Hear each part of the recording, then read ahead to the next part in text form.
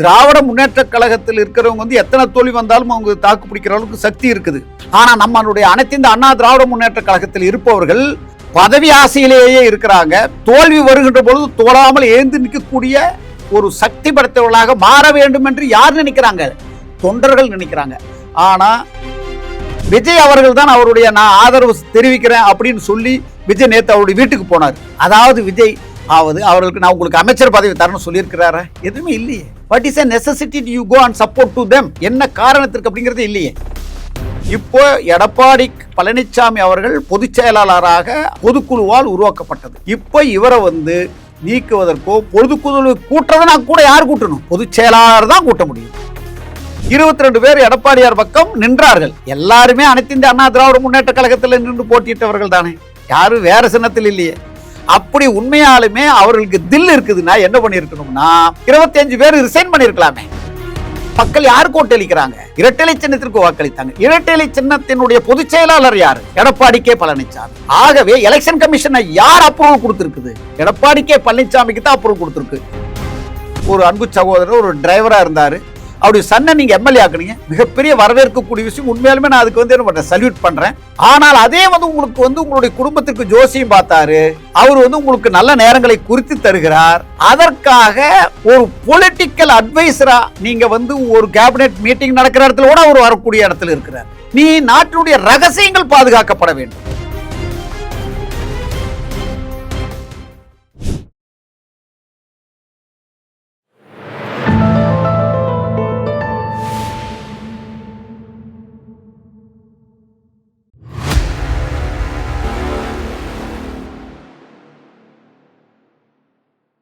தாமரை TV நேயர்கள் அனைவருக்கும் வணக்கம். இன்று நம்முடன் இணைந்திருக்கும் சிறப்பு விருந்தினர் உச்சநீதிமன்ற வழக்கறிஞர் VN சுப்பிரமணியம் அவர்கள். சார் வணக்கம். சார் வணக்கம். சார் இன்னைக்கு தாவேகா 140 எம்எல்ஏகளுடைய ஆதரவு பெற்று அவங்களுடைய ஆட்சி நிலைநிறுத்தியிருக்காங்க தமிழக சட்டசபையில். இது எப்படி சார் பார்க்குறீங்க? அதாவது வந்து அது ஒரு அவங்களுக்கு கிடைத்த ஒரு வெற்றி.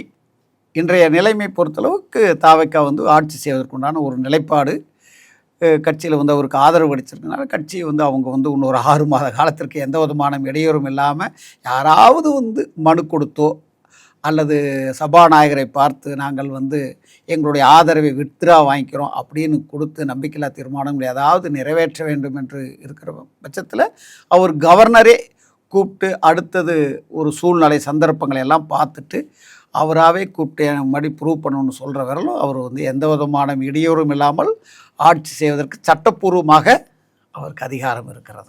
சார் இதில் ஒரு முக்கியமான அரசியல் நகரம் என்ன அப்படின்னா அதிமுக இப்போ 2 பிரிவுகளாக பிரிஞ்சிருக்கதா பார்க்குறோம். இது எப்படி சார் பார்க்குறீங்க?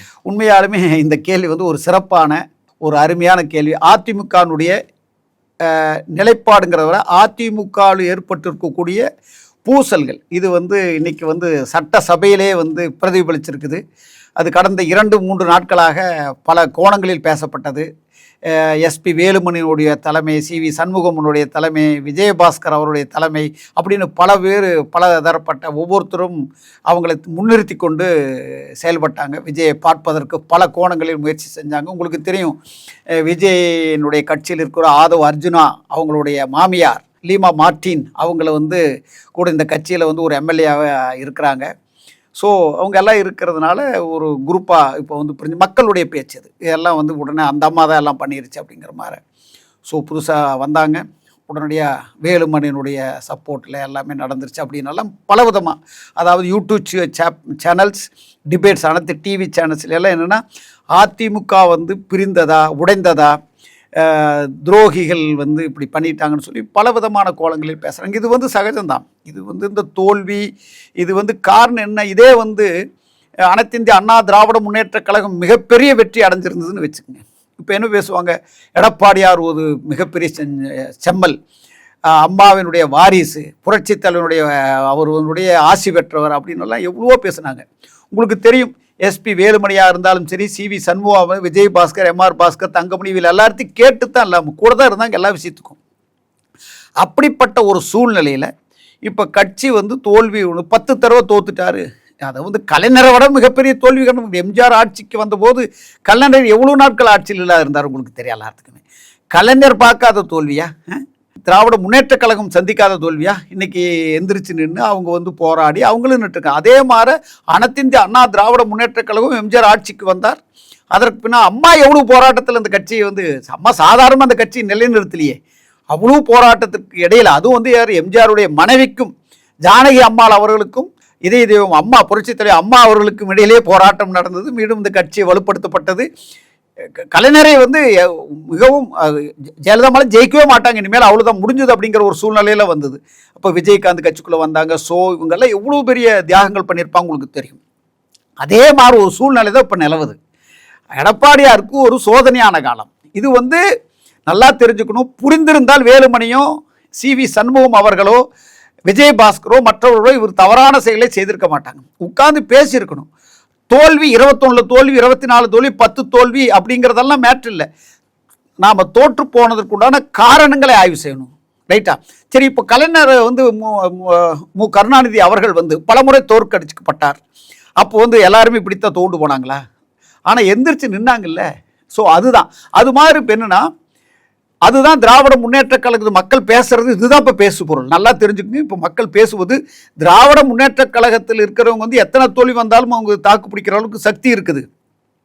ஆனால் நம்மளுடைய அனைத்து இந்த அண்ணா திராவிட முன்னேற்ற கழகத்தில் இருப்பவர்கள் பதவி ஆசையிலேயே இருக்கிறாங்க. தோல்வி வருகின்ற பொழுது தோழாமல் ஏந்து நிற்கக்கூடிய ஒரு சக்தி படைத்தவர்களாக மாற வேண்டும் என்று யார் நினைக்கிறாங்க? தொண்டர்கள் நினைக்கிறாங்க. ஆனால் இவங்க இப்போ பார்த்தீங்கன்னா மக்கள் மத்தியில் பேசுகிறது வந்து பதவி ஆசைக்காக இந்த சி.வி. சண்முகம், எஸ்.பி. வேலுமணி எல்லாருமே செயல்படுறாங்க அப்படின்னு மக்கள் தொண்டர்கள் மத்தியில் அதுதான் இருக்குது. ஆனால் எடப்பாடியார் தான் பொதுச் செயலாளர். எடப்பாடியாருடைய முடிவே இறுதி முடிவு. ஏன்னா ரெட்டலை சின்னத்தில் தான் எல்லாரும் நின்று போட்டிட்டாங்க. யார்? அந்த 47 எம்எல்ஏ வெற்றி பெற்றவர்கள் 234 தொகுதியிலும் கூட்டணி கட்சிகளுடன் போட்டியிட்ட போது எதை வச்சு? இரட்டைலை சின்னம். 234 தொகுதிக்கும் அவர் விசிட் பண்ணியிருக்கிறார். எலெக்ஷன் கமிஷன் ஆஃப் இந்தியா யார் அப்ரூவ் பண்ணியிருக்குது? எடப்பாடியார் தான் பொதுச் செயலாளர். ரைட்டா? பொதுக்குழு கூடி தீர்மானம் பண்ணுறது. இன்னைக்கு வந்து அவர் வந்து தூக்கி எறிய முடியாது. ஆனால் இன்னொரு விஷயத்தை நீங்கள் நல்லா யோசனை பண்ணணும். தவறு எங்கே இருக்கிறது இதை யாருனாலும் மறைக்க முடியாது. நாளைக்கு கோர்ட்டுக்கு போனாலும் மறைக்க முடியாது. சி.வி. சண்முகம் அவர்கள் பொதுச் செயலாளர் எடப்பாடி கே. பழனிசாமி அவர்கள் தான். ஆனால் நாங்கள் வந்து இங்கே வந்து நாங்கள் ஒரு group of people we are going to support யாருக்குன்னா டிவிகேக்கு பண்ண போகிறோம். எதுக்கையா பண்ண போகிற அப்படிங்கிற கேள்விக்கு பதில் கிடையாது. சரியான ஏன் போய் பண்ணுறேன், என்ன நிர்வாகம், என்ன காரணத்துக்காக பண்ணுறீங்கன்னு இதுவரை சரியான பதில் சொல்லியிருக்காங்களா? இதுவரையிலும் சொல்லலை. சரி, விஜய் அவர்கள் தான் அவருடைய நான் ஆதரவு தெரிவிக்கிறேன் அப்படின்னு சொல்லி விஜய் நேற்று அவருடைய வீட்டுக்கு போனார். அதாவது விஜய் அவர்களுக்கு நான் உங்களுக்கு அமைச்சர் பதவி தரணும்னு சொல்லியிருக்கிறாரா? எதுவுமே இல்லையே. What is a necessity you go and support to them? என்ன காரணத்திற்கு அப்படிங்கிறது இல்லையே. இப்போ இதில் ஒரு முக்கியமான கேள்வி என்ன வருது அப்படின்னா, கட்சியை ரெண்டாக உடைச்சு வேலுமணி அவர்கள் அதுக்கப்புறம் சி.வி. சண்முகம் அவர்கள் இதில் யாராவது ஒருத்தவங்க பொதுச் செயலாளர் ஆகணும் அப்படின்ற ஒரு முயற்சி பண்ணுறாங்களா? இல்லைனா கட்சியை உடைக்கவே முடியாது. நீங்கள் கேட்குற மாதிரி கட்சியை உடைப்பதற்கு வேலுமணிக்கு விலை யார்? விலை பதவியில் இருக்கலாம். இவங்கெல்லாம் கட்சி உடைக்கிறோன்னு சொல்கிறதுக்கெல்லாம் இனிமேல முடியாது. கட்சி உடைப்பதற்கு முன்னால் வந்து ஏற்கனவே இருந்த பிரச்சனைகள் அத்தனையுமே முற்றுப்புள்ளி வைக்கப்பட்டது. இன்றைக்கி ஓபிஎஸ் அவர்கள் வேறு கட்சிக்கு போயிட்டார். சசிகலா அவர்கள் வேறு கட்சிக்கு போயிட்டாங்க, வேறு கட்சியை துவங்கிட்டாங்க. டிடிவி தினகரன் அவர்கள் வேறு கட்சிக்கு போயிட்டாங்க. இப்போ நம்ம கூட்டணி கட்சி அமமுகனுடைய நமக்கு ஒரு உறுதுணையாக இருக்கக்கூடிய ஒரு கூட்டணி கட்சியாக இருக்குது. இப்போ எடப்பாடி பழனிசாமி அவர்கள் பொதுச் செயலாளராக பொதுக்குழுவால் உருவாக்கப்பட்டது. இப்போ இவரை வந்து நீக்குவதற்கோ பொதுக்குழு கூட்டுறதுனா கூட யார் கூட்டணும்? பொதுச் செயலாளர் தான் கூட்ட முடியும். ஆகவே இப்போது அனைத்து இந்திய அண்ணா திராவிட முன்னேற்ற கழகத்தினுடைய ஒரு நிரந்தரமான ஒரு ஸ்ட்ராங்கான ஒரு சக்தியாக விளங்கக்கூடியவர் எடப்பாடி கே. பழனிசாமி. இப்போ இது எங்கே கொண்டு போய் முடியும்னு பார்க்குறீங்க சார்? இவங்க எல்லாம் திரும்பி வந்துருவாங்களா? 30 எம்எல்ஏ அப்படின்னு சொல்லிட்டு மீடியாவில் சொல்கிறாங்க. எத்தனை எம்எல்ஏக்கள் உண்மையாக? இன்னைக்கு உங்களுக்கு கண்கூடாவே தெரிஞ்சு 25 பேர்கள் தான் அவர் பக்கம் இருக்காங்க. 22 பேர் எடப்பாடியார் பக்கம் நின்றார்கள். எல்லாருமே அனைத்து இந்திய அண்ணா திராவிட முன்னேற்ற கழகத்தில் நின்று போட்டியிட்டவர்கள் தானே, யாரும் வேறு சின்னத்தில் இல்லையே. அப்படி உண்மையாலுமே அவர்களுக்கு தில் இருக்குதுன்னா என்ன பண்ணியிருக்கணும்னா 25 பேர் ரிசைன் பண்ணியிருக்கலாமே. ரிசைன் பண்ணிட்டு தானே போகணும், அதுதானே முறை. சரி, நான் ஒரே ஒரு கேள்வி கேட்குறேன். நீங்களும் நானும் இதை பேசிட்டு இருக்கிறோம். மக்கள் என்ன தெரியுமா பேசிக்கிறாங்க? வாட்ஸ்அப் அண்டு ஃபேஸ்புக் எல்லாம் சோசியல் மீடியாவில் பாருங்கள். யாரை கேட்டு நான் உனக்கு தானே போட்டேன். 1,05,00,000 மக்கள் யார் ஓட்டு போட்டிருக்காங்க? இரட்டை சின்னத்திற்கு ஓட்டு போட்டிருக்கிறாங்க. கூட்டணி கட்சிகளை எல்லாம் ஒன்றா சேர்த்துனீங்கன்னா என்டிஏ கூட்டணி எல்லாம் சேர்த்தீங்கன்னா 1,34,35,00,000 மக்கள் ஓட்டு போட்டிருக்கிறாங்க. நீங்கள் அப்படி இருக்கிற பொழுது நான் இப்போ ஒரு உதாரணத்துக்கு ஒரு தொகுதியில் வந்து அனைத்து இந்த ரெட்டலை சின்னம் ஜெயிச்சிருக்குது 47 இதில் அவர்களுக்கு என்ன பதில் சொல்வார்கள்? இப்போ போராட்டம் பண்ணுறாங்க, போராட்டத்தை ஆரம்பிக்கிறார்கள். இந்த தொகுதிக்குள்ள நான் ரெட்டலைக்கு வேணாலும் ஓட்டு போட்டோம், நாங்கள் தானே போட்டோம், நீ வரக்கூடாது, இல்லாட்டினா ரிசைன் பண்ணு அப்படின்னு கேட்குறாங்க. அப்போ நீங்கள் வந்து அந்த எம்எல்ஏனுடைய நிலைமை என்ன? யாரை கேட்டு நீ டிவிகேவுக்கு போனேன் அப்படின்னு கேட்குறாங்க. என்ன பதில் உங்களுடைய அந்த அந்த எம்எல்ஏனுடைய பதில் என்ன? நீ இரட்டை சின்னம் இல்லை என்றால் நீ ஜெயிச்சிருக்க முடியுமா? உன்னை யாராவது நீ தான் எம்எல்ஏ வான்னு வந்து இரட்டை சின்னத்தில் வந்து போட்டியிடு என்று பொதுச்செயலாளர் நீ வா, நீ தான் எலெக்ஷன் நிற்குன்னு சொன்னாரா? இப்போ வந்து அனௌன்ஸ் பண்ணாங்க, கேண்டிடேட் எல்லாம் அனௌன்ஸ் பண்ணாங்க, யாரெல்லாம் விருப்ப மனு கொடுன்னு கொடுத்தாங்க. லட்சக்கணக்கான பேர் விருப்ப மனு கொடுத்தாங்க, ரைட்டா? அதில் உன்னை செலக்ட் பண்ணியிருக்குது. எந்த அடிப்படையில்? இரட்டை இலை சின்னத்தில் போட்டி இருக்காது. நீ வந்து தனிப்பட்ட அப்படி இல்லைன்னா நீ வந்து இன்னைக்கு வந்து டிவிகேவுக்கோ மற்ற கட்சிக்கோ நீ ஆதரவு தெரிவிக்கிறதுனா நீ இதை ரிசைன் பண்ணிட்டு போய் நில்லு பார்க்கலாம். ரிசைன் பண்ணிட்டு நீ வேற தனி இண்டிபெண்டா நில்லு, அல்லது வேறு உனக்கு விருப்பப்பட்டு கட்சியில் போய் கண்டஸ்ட் பண்ணலாமே. ஆகவே ஒரே ஒரு விஷயம்னா ஃபைனல் அப்படின்னு எடுத்துட்டா இரட்டை சின்னத்தினுடைய பாதுகாவலர் அப்படின்னு எடுத்துட்டா எடப்பாடி கே பழனிசாமி. அதில் யாராக இருந்தாலும் சரி அவர் தான் அதனுடைய முழு மூச்சான முழு அதிகாரம் பெற்றவர் அவர் தான். சரி, இப்போ அவங்களுக்கு ஒரு 2/3 மெஜாரிட்டி இருக்கான்னு சொல்லி பார்த்தோம்னா கிடையாது. 2/3 இருக்கணும் அப்படின்னா 32 எம்எல்ஏக்கள் இருக்கணும். இப்போ நீங்கள் சொல்கிறத வச்சு பார்க்க வந்து 25 எம்எல்ஏ தான் இருக்காங்க. 3/2 பங்கு அப்படி பார்த்தா அதில் ஒரு 5 எம்எல்ஏ 32 பேர் வேணும். 7 எம்எல்ஏ குறையிறாங்க சார் இப்போ நீங்கள் சொல்கிற கணக்கில். இப்போ இந்த ஆன்டி டிஃபெக்ஷன்லாம் கண்டிப்பாக அப்ளைக்கபிள் ஆகும். அதாவது அதாவது ஒரு விஷயம், இப்போ அந்த முடிவு வந்து எப்போ வரும் அப்படிங்கிறது தெரிஞ்சுக்கணும். இப்போ உடனடியாக எல்லாரும் வந்து அப்படி பண்ணிடணும் இப்படி பண்ணிடணும் அப்படிங்கிறதெல்லாம் சொல்கிறதில்ல. சட்டம் தெளிவாக இருக்கிறது. இந்திய அரசியலமைப்பு சட்டம் 10வது ஷெட்யூல், அதாவது 10வது பிரிவு அரசியலமைப்பு சட்டம் 10வது ஷெட்யூல் வந்து தெளிவாக இருக்குது. அதுக்குத்தான் ஒரு ஜட்ஜ்மெண்ட் என்னென்னா ஹிகோடா கோலோகன் அப்படிங்கிற ஒரு ஜட்ஜ்மெண்ட் வந்து 92லேயே வந்திருக்குது. ஆன்டி டிஃபெக்ஷன்லாம் 10வது ஷெட்யூலுடைய அதிகாரம் என்ன, அது ஜுடிஷியல் ரிவ்யூக்கு உட்பட்டது இல்லையா, அதாவது ஸ்பீக்கர் ஒரு உத்தரவு போடுறாரு, அதை வந்து ஜுடிஷியல் ரிவ்யூக்கு உட்பட்டதா இல்லையா அப்படிங்கிறதையெல்லாம் டிஸ்கஸ் பண்ணியிருப்பாங்க. அது வந்து நிச்சயமாக உங்களுக்கு தெரியும், கவர்னருடைய உத்தரவையும் ரிவ்யூ பண்ண முடியும்.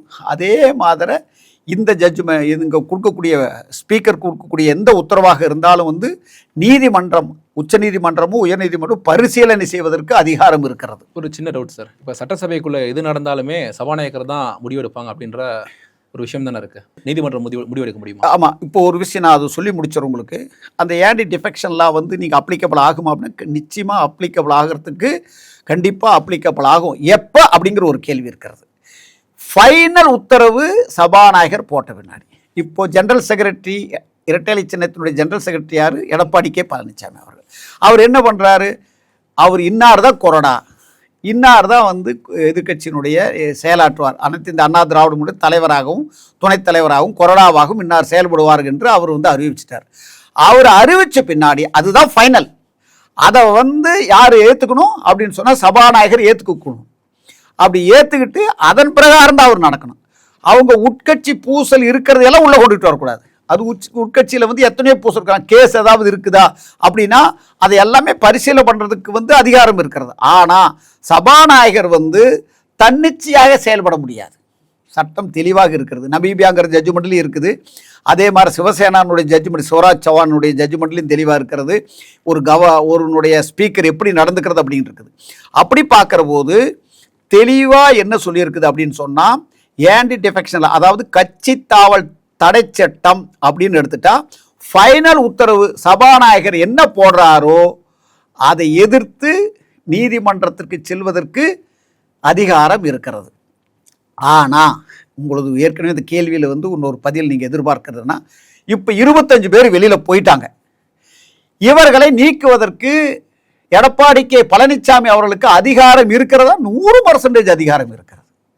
காரணம் என்ன அப்படின்னு சொன்னால், இரட்டை இலை சின்னத்திற்காகத்தான் அந்த வெளியில் போகிறாங்க 25 பேர் இரட்டை இலை சின்னத்திற்காகத்தான் ஓட்டு போட்டாங்க, ரைட்டா? அங்கே வந்து உதயசூரியன் போட்டியிட்டது டிஎம்கே, டிவிகே தாவே அதாவது தமிழக வெற்றி கழகம் போட்டியிட்டது, இன்னும் மற்ற கூட்டணி கட்சிகள் வேறெல்லாம் வந்து நாத்தாக்கா போட்டியிட்டது, எல்லாருமே போட்டியிட்டாங்க. அப்படி இருக்கின்ற போது மக்கள் யாருக்கு ஓட்டளிக்கிறாங்க?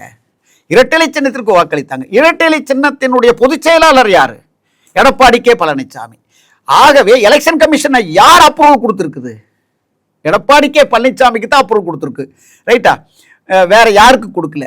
யார் வேணாலும் பண்ணிக்கலாம் மெஜாரிட்டி. இங்கே வந்து மெஜாரிட்டி வந்து 30 பேர் எங்கே இருக்கிறாங்க, 32 பேர் இருக்கிறாங்க அப்படின்னா அவங்க வந்து ஒரே ஒரு விஷயம், அதனால எடப்பாடி கே பழனிசாமியினுடைய தான் ஃபைனல் எல்லாமே. அதைத்தான் பார்க்கணும்னு வந்து எது சொல்லுது? கான்ஸ்டிடியூஷன் சொல்லுது. உச்ச நீதிமன்ற ஜட்ஜ்மெண்ட்டும் தெளிவாக இருக்குது. என்ன சொல்லுதுன்னா, கட்சியினுடைய தலைமையினுடைய முடிவுக்கு கட்டுப்பட்டு தான் அதை பரிசீலனை சட்டப்பூர்வமாக ஒரு ட்ரிபுனல், ஒரு அதாவது எப்படின்னா ஸ்பீக்கர் வந்து ஒரு ட்ரிபுனல் மேலே செயல்படணும்னு சொல்லியிருப்பார். ரைட்டா? ஒரு நடுநிலையோடு செயல்படணும்னு சொல்லியிருப்பார்.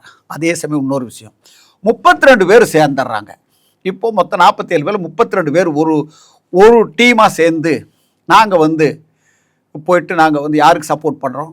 டிவிகேவுக்கு, அதாவது இப்போது ஆண்டு கொண்டு இருக்கின்ற முதலமைச்சர் ஜோசப் விஜய் அவர்களுக்கு சப்போர்ட் பண்ணுறோம் அப்படின்னு சொல்லி அங்கே போயிட்டாங்கன்னா அந்த 32 பேர்த்தையும் அந்த ஆன்டி டிஃபெக்ஷன் லாவில் வரவே வராது.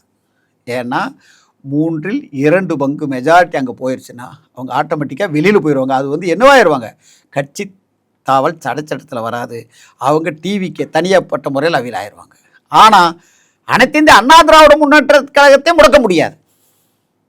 அவங்க 32 பேர் தனிப்பட்ட முறையில் வெளியில் போயிடலாம். வெளியே அனைத்து இந்திய அண்ணா திராவிட முன்னேற்ற கழகத்தையோ இரட்டை சின்னத்தையோ பொதுச் செயலாளருடைய பதவிக்கு எந்த விதமான பங்கமும் வராது. அப்படின்னா அவங்க இண்டிபெண்டன்ட் எம்எல்ஏவா இருப்பாங்க. இண்டிபெண்டாக போயிட்டு வேற கட்சியில் வந்து எந்த கட்சிக்கு விருப்பமோ அங்கிருந்து அவை செயல்படலாம். அது நடக்கிறதுக்கான வாய்ப்பு இருக்கா சார்?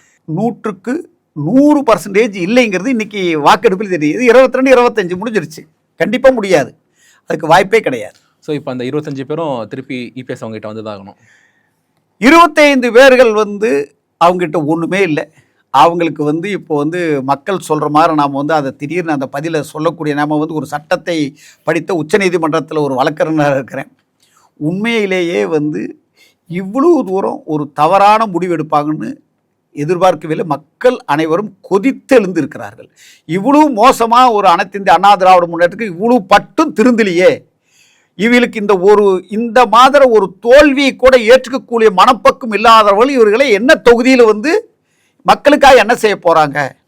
இப்போ அப்படி போய் இந்த கட்சியிலிருந்து பிரிந்து போய், நல்லா இந்த கட்சியிலிருந்து பிரிந்து போய் விஜய்க்கு ஆதரவு கொடுக்க வேண்டிய நிலைமை என்ன முக்கியத்துவம், ஒரு கட்சி ஏற்றிட்டு பண்ண வேண்டிய அவசியம் என்ன அப்படிங்கிற கேள்வி வந்து எதிர்கட்சியாக இருக்கக்கூடியவங்க மட்டும் இல்லை, அனைத்து கட்சி மக்களுமே அதை வந்து திங்க் பண்ணுறாங்க. உண்மையாலுமே ஒரு மிகவும் ஏளனமான கேவலமான பார்வையை அந்த 25 பேர்த்த நோக்கி பார்க்குறாங்க. இப்போ என்னுடைய தொகுதியே எடுத்துக்கங்க. அந்த தம்பி வந்து இப்போ ஒன்று சீட்டு கேட்டு வந்து அவர் கேட்டு அவரும் அப்ளை பண்ணியிருந்தார், வந்தார். இன்னைக்கு அவர் சொல்கிறாரு, விஜய்கிட்ட போய் அவர் ஸ்டேட்மெண்ட் கொடுத்துருக்கிறாரு, விஜய்க்காக நல்லது செய்வதற்காக நான் வந்து மக்களுக்கு சர்வீஸ் பண்ணுறதுக்காக விஜய்க்கு போய் நான் வந்து சப்போர்ட் பண்ணுறேன் அப்படின்னு சொல்லிட்டு சோசியல் மீடியாவில் வந்தது. இது ஒரு கேவலமாக இல்லை? அன்னைக்கு இரவு பகலாக உனக்காக கடந்த 3-4 மாதங்களாக உழைத்தவர்களுடைய நிலைமை என்ன? உன்னோட ஊரில் இருக்கிறவன், பஞ்சாயத்தில் இருக்கிறவன், ஒன்றிய செயலாளர்கள், ஒவ்வொருத்தரும் ஓட்டு போட்டவன் என்ன நினைப்பான்? உனக்கு ஒரு நாணயம் நம்பிக்கை எப்படி வரும்? இன்னைக்கு இங்கே இருப்பேன், நாளைக்கு எங்கே வேணாலும் போவே. உன்னுடைய அத்தனை நாணயத்தையும் இழந்துட்டு இல்லை. இன்னைக்கு பணம் அப்படிங்கிறது, பணத்துக்கு இப்போ என்ன கேசுறானா, பணம் வாங்கிட்டாரோ அப்படின்னு நம்ம கண்ணில் பார்க்கல, பணம் வாங்கியிருப்பாரோ அப்படிங்கிற மாதிரி ஒரு கேள்வி. இதெல்லாம் பார்த்தீங்கன்னா இதுதான் குதிரை பேரம் அப்படிங்கிறது. என்ன சார் குதிரை பேரம் அப்படின்னா? பணம் கொடுத்துட்டு ஓட்டு வாங்குறது, சப்போர்ட் பண்ணுன்னு கேட்கறது. ஒவ்வொருத்தரும் சொல்கிறது, நான் செலவாகி போச்சு, எனக்கு 10 கோடி செலவாயிருச்சு. உன்னை யார் பண்ண சொன்னது? உன்னை யாரையே பண்ண சொன்னது? உன்னை 10 கோடி செலவாயிருச்சுன்னு சொன்ன யார் பண்ண சொன்னது? எதுக்கு 10 கோடி? எலெக்ஷன் கமிஷன் அவர் கொடுக்கலையே. 40 லட்சம் தானே கொடுத்துருக்குது. 10 கோடி செலவு பண்ணியா? அப்படியா? எதுக்கு பண்ண? கணக்காட்டு. இதையும் மற்ற கட்சிகள் ஏற்றுக்கொண்டு பணத்தை கொடுக்குறேன் அப்படின்னு சொல்கிறாங்க. ஆனால் நம்ம கண்ணில் பார்க்கல யார் கொடுத்தாங்க, யார் வாங்கினாங்கிறத நம்ம பார்க்க. சார், இப்போ முதலமைச்சரான முதல் நாள்ல இருந்து நிறைய அதிரடியான முடிவுகள் வந்து விஜய் அவர்கள் எடுத்துட்டு இருக்காங்க. 717 டாஸ்மாக மூடுறதா இருக்கட்டும், பெண்களுக்கான சிறப்பு படையாக இருக்கட்டும், இதெல்லாம் எப்படி சார் பார்க்குறீங்க? அருமையான கேள்விதான். முதலமைச்சர் 717 கடைகளை மூடுறது அப்படின்னு சொன்னதில் உண்மையாலுமே எல்லாருமே வரவேற்கிறோம். அதில் எல்லாம் எந்த பாகுபாடின்றி நல்லவைகளை வரவேற்கக்கூடியது நலம். அது வந்து வரவேற்கக்கூடிய விஷயம். ஆனால் சிறப்பு காவல் படை பெண்களுடைய போதை, அதுக்கு இன்னும் வந்து பெரியோர்கள் முதியோர்கள் எல்லாம் பாதுகாக்கக்கூடிய அளவில் இதெல்லாம் சிங்கப்பெண் திட்டம் அதெல்லாம் கொண்டு வந்திருக்கிறாரு. இதெல்லாம் வந்து வரவேற்கக்கூடிய விஷயம். ஆனால் தீஸ் எக்ஸிக்யூஷன் எத்தனை வேணாலும் பேசலாம், அடுக்கு மொழிகள் பேசலாம், அழகாக என்னென்ன வேணாலும் பேசலாம், ஆனால் அதை நிறைவேற்றுவது என்பது முக்கியம். எத்தனை பேர் நான் மினிஸ்டராக இருக்கேன், எனக்கு வந்து சோசியல் மீடியாவில் அவ்வளோ வியூவர்ஸ் இருக்காங்க, எனக்கு இவ்வளோ பேர் சப்போர்ட்டர்ஸ் இருக்காங்க, அது எந்த மினிஸ்டராக இருந்தாலும் சரி. இப்போ வந்து அமைச்சர் ஒவ்வொரு துறைக்கு வரக்கூடியவர்கள் இருப்பார்கள். அவர்கள் நினச்சிட்டு இருக்கலாம், கனவு காங்கலாம், அப்படி பண்ணிடணும் இப்படி பண்ணிடணும், கனவு காங்கலாம். ஆனால் அதை நிறைவேற்றுவது என்பது, மக்களுக்கு கொண்டு சேர்ப்பது என்பது ரொம்ப ரொம்ப முக்கியம். அது மட்டும் இல்லை, இன்றைக்கி இருக்கக்கூடிய கட்சியினுடைய கட்டுப்பாடு வேண்டும். கிராமங்களுக்கு முக்கியத்துவம் கொடுக்கணும், நகரங்களுக்கு எந்த அளவுக்கு முக்கியத்துவம் கொடுக்கணும். மக்கள் வந்து அடிப்படை வசதிகள் இன்றைக்கி வரலும் வந்து விஜய் அவர்கள் சொன்னார், நான் அடிப்படை வசதிக்கு முக்கியத்துவம் கொடுப்பேன்னு சொன்னார். அவர் எந்த அளவுக்கு கொடுப்பார்னு தெரியல. எந்த அளவுக்கு வந்து அவர் வந்து ஈடுபாடுகள் இருக்கும் அப்படிங்கிறது வந்து கண்டிப்பாகவே தெரியல, அதில் நிச்சயமாக தெரியல. சார், இன்னொரு முக்கியமான விஷயம் விஜய் அவர்கள் சொன்னது என்ன அப்படின்னா, ஆனால் ஏழ்மையான பின்னணியிலேருந்து வந்தவங்களுக்கு பதவி கொடுத்துருக்கா அப்படின்னு சொல்லிட்டு கொறடா பதவியாக இருக்கட்டும், அவரோட டிரைவரோட மகன் கொடுத்துருக்காங்க, அப்புறம் துணை சபாநாயகர் பதவி கொடுத்துருக்காங்க. இதெல்லாம் செயலில் காமிச்சிட்டு தான் சார் இருக்காங்க. அதாவது வந்து ஒருத்தர் ஏழ்மையாக இருக்கிறான் அப்படிங்கிறதுக்காக நல்லவனாக இருக்கணுங்கிற அவசியம் கிடையாது.